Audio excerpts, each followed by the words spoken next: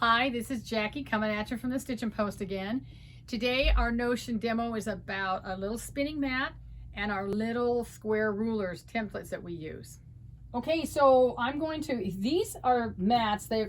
This one has been out for a while. The small one is rather new, and they spin, and they're cutting mats, and they're very, very cool. Hey, I wonder if we can hook them up and actually have a, oh, look at that. Oh boy, okay, anyway. So I have both of these. I own both. Love this one. Take it on a plane. I use it to cut things out while I'm on the plane. And I have a little portable rotary cutter that I take with me. So it is possible to do some weird things on the plane.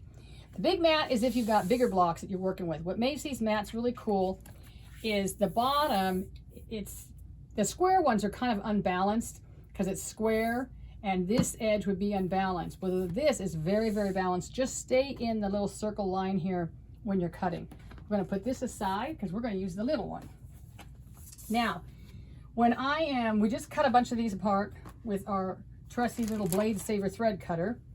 These are ends of strips that I sewed together at a 45-degree angle, and I just sewed them together so they actually look like this.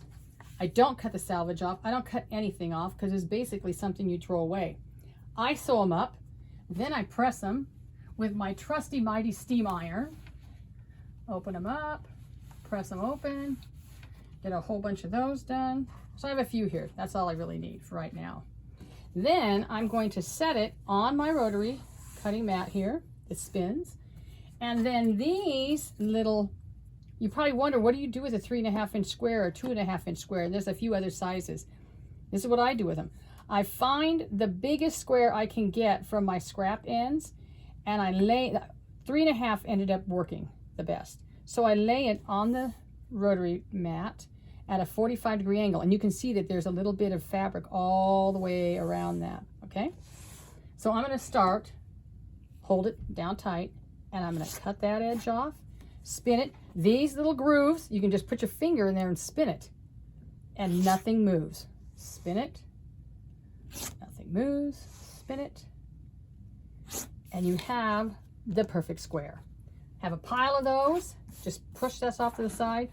I get a pile of these, and then I can actually line them up and make quilts out of them. It's very, very cool. I've done, well, I wouldn't put those two together, but that's a whole nother video on how to lay these out.